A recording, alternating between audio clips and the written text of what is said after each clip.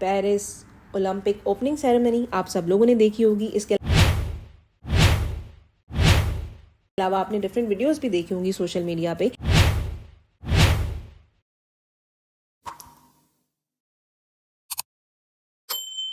अस्सलाम वालेकुम everyone, welcome back to my YouTube channel. मैं हूं सना और आज मैं आपके लिए लेकर आई हूं एक्सप्लोर विद सना मोहसिन की एक ब्रांड न्यू एपिसोड।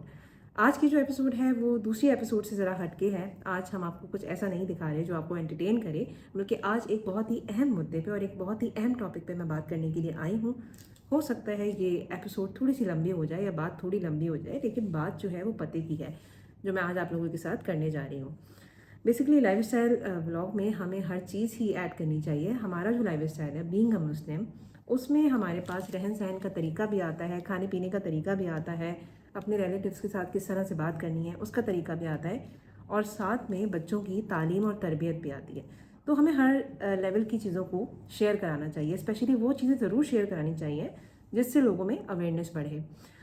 ऑलमोस्ट इस टॉपिक पे बहुत सारे लोग पहले ही लबकुशाई कर चुके हैं और बहुत सारे लोग इस टॉपिक पे वीडियो बना चुके हैं, तो मैंने सोचा क्यों ना मैं भी अपने 2 सेंट्स यहाँ पे ऐड कर दूँ और मैं भी अपना जो नज़रिया है, अपना जो पॉइंट ऑफ व्यू है वो इस टॉपिक से रिलेटेड आपके सामने रखूँ। जैसा कि हम सब जानते हैं कि फ्रांस में अभी ओलंपिक्स हो रहे हैं, इंटरनेशनल ओलंपिक्स, जो कि एक बहुत बड़ा इवेंट होता है दुनिया का। दुनिया भर के मुल्कों से लोग वहाँ पे जाते हैं। माशाल्लाह पाकिस्तान से भी इस दफ़ा 7 एथलीट्स जो हैं वो गए हैं पार्टिसिपेट करने, जिसमें ख़वातीन और मर्द दोनों शामिल हैं।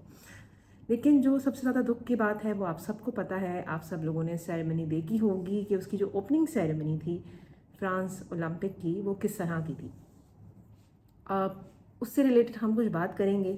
जैसा कि हम सबको पता है कि क़यामत जब करीब आएगी तो बहुत सारे फितने फैलेंगे। फितने इतनी तेज़ी से फैलेंगे कि अंदाज़ा भी नहीं होगा हमें कि हम किस तरह से उससे अपना बचाव करें और अपनी नस्लों का बचाव करें। अब आते हैं अपने टॉपिक की तरफ, जो कि है पेरिस ओलंपिक ओपनिंग सेरेमनी आप सब लोगों ने देखी होगी। इसके अलावा आपने डिफरेंट वीडियोस भी देखी होंगी सोशल मीडिया पे कि डिफरेंट यूट्यूबर्स ने इस पे अपना रिएक्शन दिया है। इसके अलावा दुनिया की बड़ी बड़ी शख्सियात ने इस पे अपना रिएक्शन दिया है कि ये बहुत ही डिसरिस्पेक्टफुल सेरेमनी थी और सबसे ज़्यादा वर्स्ट ओलंपिक की ओपनिंग सेरेमनी थी, और इसके अंदर क्रिश्चियनिटी को टारगेट किया गया है, क्रिश्चियनिटी का मजाक उड़ाया गया है। जैसे जैसे कुर्ब क़यामत का वक्त करीब आ रहा है, फितनों की शिद्दत में इजाफा हो रहा है।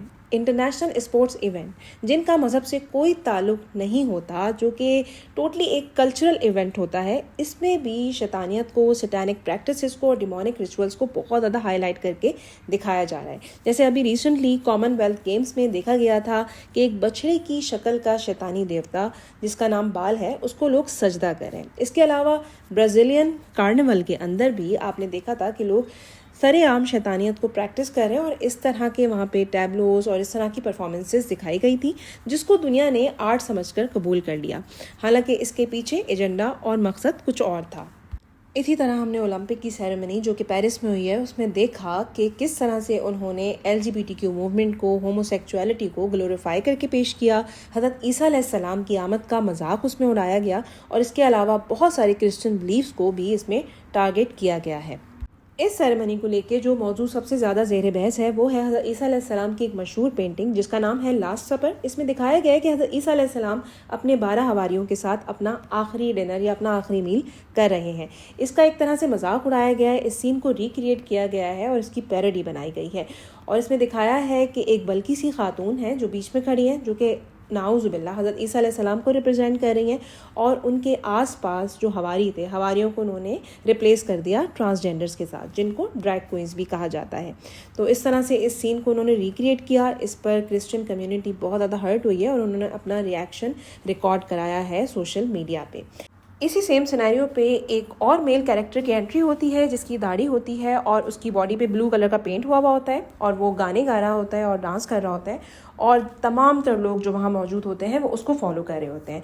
तो उस शख्स को इन्होंने एज अ गॉड रिप्रेजेंट किया था, तो यहाँ एक तरह से इन्होंने खुदा का भी मजाक उड़ाया है। इसके अलावा इसमें एक सर कटी औरत की परफॉर्मेंस भी थी जिसने रेड कलर का डेमोनिक ड्रेस पहना हुआ था, जो कि शैतान को खुश करने के लिए पहना जाता है।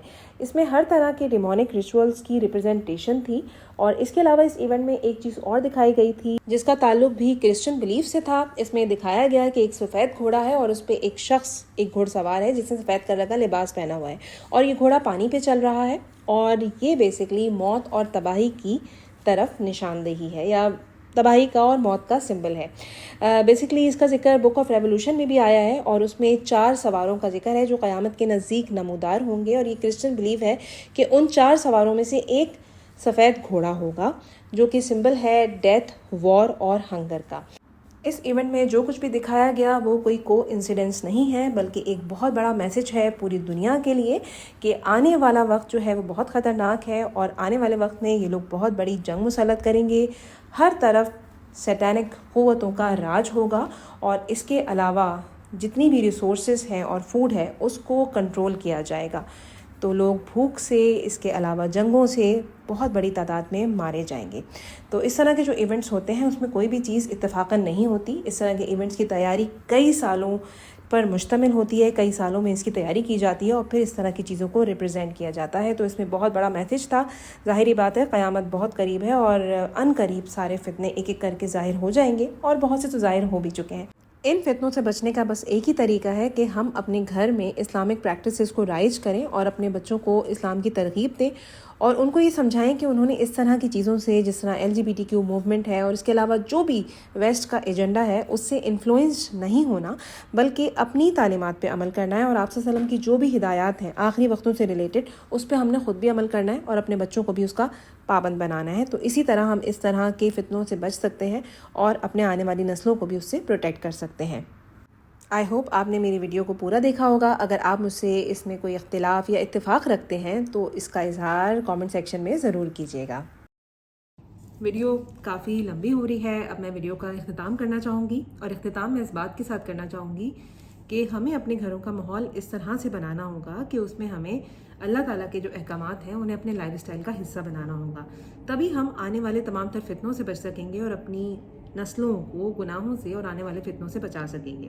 آخر میں میری یہی دعا ہے ہم سب کے لیے کہ اللہ تعالیٰ ہمیں اور ہماری آنے والی نسلوں کو تمام تر فتنوں سے بچائے اور قیامت تک ہمارے ایمان کو سلامت رکھے۔ آمین ثم آمین۔ پھر ملوں گی ایک نئی ایپیسوڈ کے ساتھ، جب تک کے لیے اللہ حافظ۔